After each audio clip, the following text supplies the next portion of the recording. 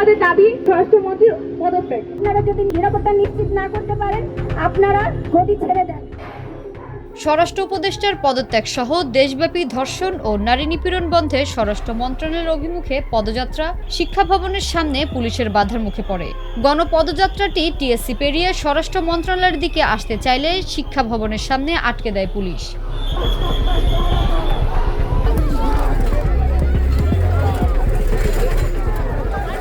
আজ 24 ফেব্রুয়ারি বেলা 2:30 দিকে কেন্দ্রীয় শহীদ মিনার থেকে এই পদযাত্রা শুরু হয়। ধর্ষণ ও নিপীড়নের বিরুদ্ধে বাংলাদেশ ব্যানারে আয়োজিত পদযাত্রায় শিক্ষার্থীদের পাশাপাশি বিভিন্ন শ্রেণী পেশার মানুষ অংশ নেন।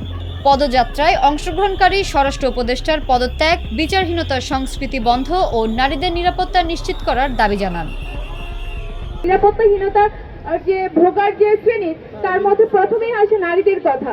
এখানে আমরা জানি যে জুলাই অভ্যুত্থানে যে এই বিশাল একটা সংখ্যা যে নারীরা হচ্ছে আমাদের ভাইদের ব্যানগার্ড হয়েছিলাম আমরা, তাদেরকেই হচ্ছে নানাভাবে এখন রাস্তাঘাটে হেয় করা হচ্ছে, ধর্ষণের শিকার হতে হচ্ছে।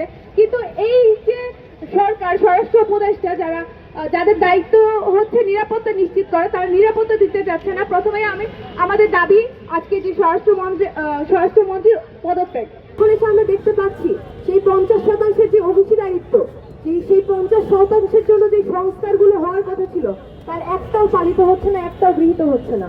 যে জুলাই অভ্যুত্থানে নারীদের ভূমিকা কত বড় ছিল, এই নারীদের ভূমিকা আপনারা স্বীকার আজ পর্যন্ত করেন নাই।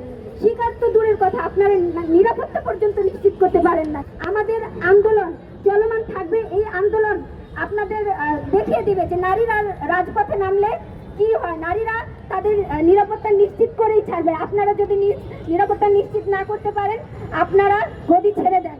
আমরা এমন একটা ভীতিকর পরিবেশে আছি যে রাস্তায় নামতেই দিনে দুপুরে আমাদের ভয় লাগে, যে এই ভয়ের রাষ্ট্র আমরা কোনোভাবেই চাইনি।